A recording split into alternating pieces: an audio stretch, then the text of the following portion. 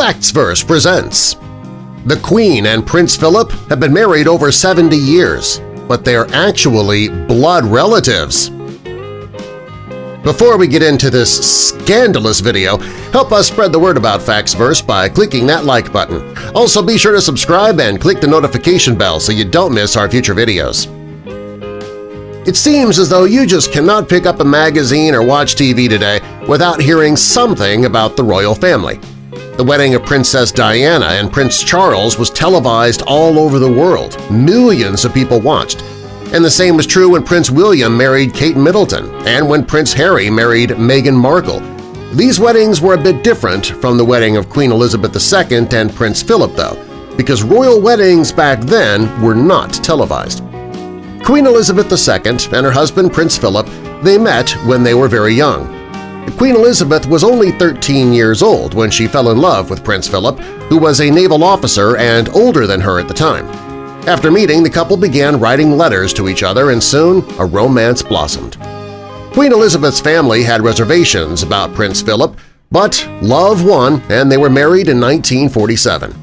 A few years later, in 1953, Elizabeth became queen and Philip was by her side, supporting her at every turn.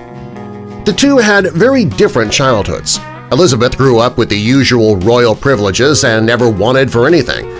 Philip, on the other hand, grew up poor, and his family was exiled from their native Greece when he was just a child. His family moved to France, and he was then raised by his grandmother in the United Kingdom. To help earn money for his family, Philip washed dishes and operated boilers when he was young. When he graduated from school in 1939, he joined the British Royal Navy when he was only 18 years old. When the couple first met, they weren't introduced. When they met a second time at a royal wedding, they were then formally introduced in 1934. A few years later, they crossed paths again, and this was when Elizabeth fell for Philip. The meeting occurred at Dartmouth's Royal Naval College in July 1939 when Elizabeth was only 13 years old, Philip was 18. According to Elizabeth's cousin, Margaret Rhodes, Elizabeth never took her eyes off Philip. He didn't pay her much mind because of her young age, but she only had eyes for Philip.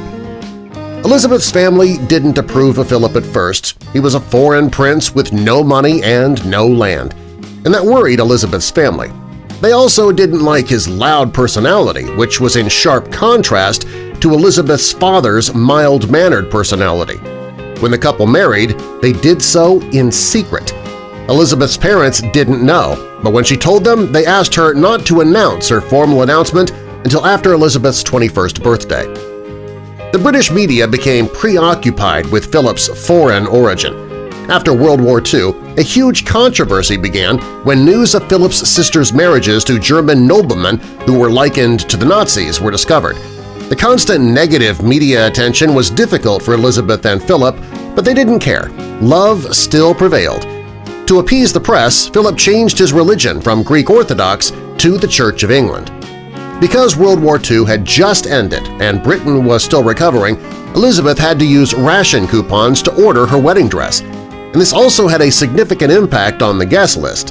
Elizabeth's wedding was far from the royal weddings we see today. Shortly after the wedding, the couple started a family.